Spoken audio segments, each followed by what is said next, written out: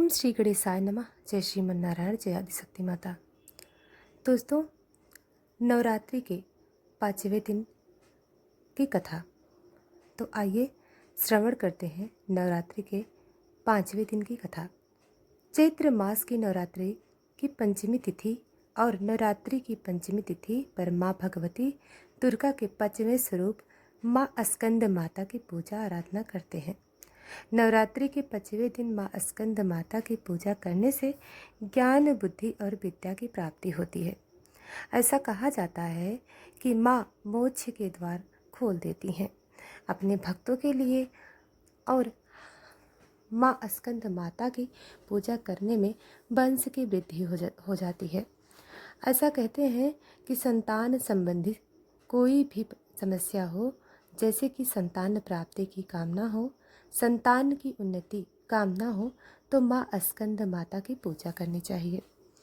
इससे आपको बहुत ही बड़ा लाभ होगा। शास्त्रों के अनुसार माँ का प्राकट्य असुर के नाश करने के लिए, देवताओं की रक्षा करने के लिए हुआ था। शिव पुराण में स्कंद माता का जो प्रसंग आता है, उसकी कथा के अनुसार एक तारकासुर का नामक राक्षस था। उसने अपनी तपस्या से ब्रह्मा जी को प्रसन्न कर लिया। जब ब्रह्मा जी प्रसन्न हुए तो तारकासुर से कहा, वरदान मांगो। वरदान मांगा, मुझे अमर कर दो। ब्रह्मा जी ने कहा, ऐसा तो संभव नहीं, क्योंकि जन्म लेने वाले प्रत्येक प्राणी को एक दिन मरना ही पड़ता है। हर किसी का अंत निश्चित है। यह सुनकर तारकासुर बहुत थोड़ा निराश हो गया, लेकिन उसने और एक वर मांगा, और इस बार उसने उसकी मृत्यु सिर्फ भगवान शिव के पुत्र के हाथों से ही हो, क्योंकि उसने सोचा कि महादेव जी तो गृहस्थ जीवन अपनाने से रहना, उनका विवाह होगा ना, उनके पुत्र होगा ही नहीं, मेरा वध कौन करेगा, मैं हमेशा के लिए अमर हो जाऊंगा। अब क्योंकि ब्रह्मा जी प्रसन्न थे, उसने तथास्तु कह दिया। जैसे कि तारकासुर को अमरता का वरदान मिला, उसने धरती पर स्वर्गलोक पर हिंसा करना शुरू कर दिया, और अब उसके अत्याचारों से तीनों लोक में सभी परेशान हो गए। फिर एक दिन सभी देवी देवता ब्रह्मा जी के पास गए और सारी कथा ब्रह्मा जी को सुनाई। ब्रह्मा जी सभी देवताओं को लेकर शिव जी के पास गए और भोलेनाथ को तारकासुर के अत्याचारों से अवगत कराया। देवताओं ने भी सारी परेशानी भगवान भोलेनाथ से कही। तब भगवान भोलेनाथ ने माता पार्वती से विवाह किया, और इसके बाद भगवान शिव माता पार्वती के पुत्र, जिसका नाम रखा गया स्कंद अर्थात कार्तिकेय, भगवान स्कंद ने तारकासुर नामक राक्षस का वध किया। माता पार्वती ने अपने पुत्र स्कंद को तारकासुर के वध करने के लिए, तारकासुर से युद्ध करने के लिए प्रशिक्षित किया था। इसीलिए माता को स्कंद माता कहा जाता है। इस बारे में एक और पौराणिक कथा है, जिसके अनुसार स्कंद माता देवी पार्वती का रौद्र रूप है। माता को लेकर एक पौराणिक कथा काफ़ी प्रचलित है। पौराणिक ग्रंथों में उल्लेख एक कथा के अनुसार, एक बार बालक कार्तिकेय की रक्षा के लिए माता पार्वती क्रोधित होकर आदि शक्ति रूप में प्रकट हुई। माता का यह रूप देखकर इंद्रदेव भय से कांपने लगे। फिर इंद्र भगवान अपने प्राण बचाने के लिए देवी पार्वती से क्षमा मांगने लगे। हालांकि कुमार कार्तिकेय का दूसरा नाम स्कंद है, इसलिए सभी देवता गण माँ दुर्गा को मनाने के लिए उन्हें स्कंद माता कहकर पुकारने लगे। तभी से माता रानी के इस 5वें स्वरूप को स्कंद माता कहा जाने लगा।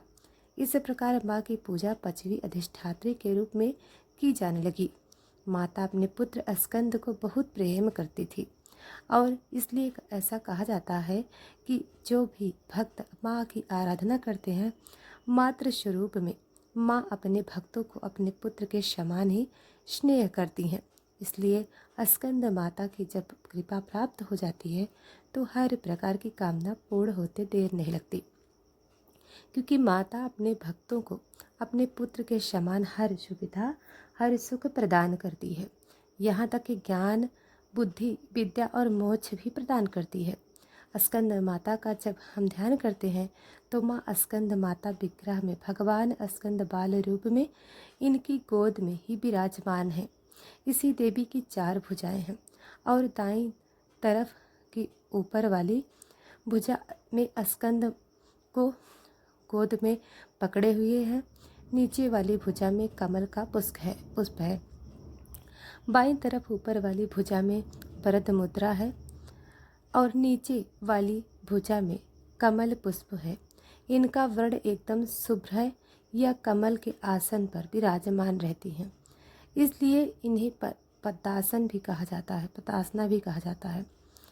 सिंह इनका वाहन है। मास्क माता सूर्यमंडल की अधिष्ठात्री देवी है, इसलिए इनका जो उपासक है अलौकिक तेज और कांतिमय हो जाता है।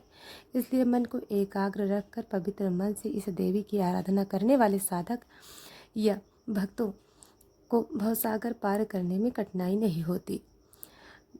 नवरात्रि के 5वें दिन प्रातःकाल जल्दी उठकर स्नान कर लीजिए। स्नान करने के बाद भगवान सूर्य को जल दीजिए। हाँ, माँ का प्रिय रंग पीला है, तो आप चाहें तो पीला रंग वस्त्र धारण कर सकते हैं। माँ की आराधना कर सकते हैं। भगवान सूर्यदेव को जल देने के बाद माँ स्कंद माता की पूजा कीजिए। जो भी आप प्रतिदिन पूजा कर रहे हैं, पूजा की विधि बिल्कुल वही होती है। धूप दीप प्रज्वलित करके पर चौकी पर जो भी आपने देवी देवता विराजमान रखे हैं, कलश देवता भगवान गणपति, माँ भगवती, जगदम्बा, इसके अलावा अगर आपने षोडश मात्र का नवग्रह मंडल ये सभी चीज़ स्थापित कर रखी हैं, ज्वारे बो रखे हैं, अखंड दीपक प्रज्वलित कर रखा है, तो इन सभी देवी देवताओं को धूप दीप प्रज्वलित करके पूजन कर लीजिए। इसी प्रकार से माँ दुर्गा के 5वें स्वरूप माता की भी पूजा कीजिए। धूप दीप अक्षत पुष्प इत्यादि जो भी संग्रह सामग्री आपके पास है, उन सामग्रियों से माता की पूजा करके भोग लगाइए। माता को केले का भोग लगा सकते हैं। कोई भी ऋतु हो तो उसका भोग लगा सकते हैं। आप चाहें तो माँ को खीर में केसर मिलाकर, मतलब केसर वाली खीर बनाकर भी अर्पित कर सकते हैं, या दूध और केसर से बनी हुई मिठाई भी अर्पित कर सकते हैं, या फिर थोड़ा सा गाय का दूध ले लीजिए, उसमें शक्कर या चीनी डाल लीजिए। श्रद्धा भाव से भोग सहित अर्पित कर सकते हैं। माता को पीले रंग के पुष्प बहुत प्रिय हैं, तो गेंदे का पुष्प अर्पित कर सकते हैं। इसके अलावा गुड़हल और गुलाब पुष्प जो भी अर्पित करें अपनी इच्छा अनुसार।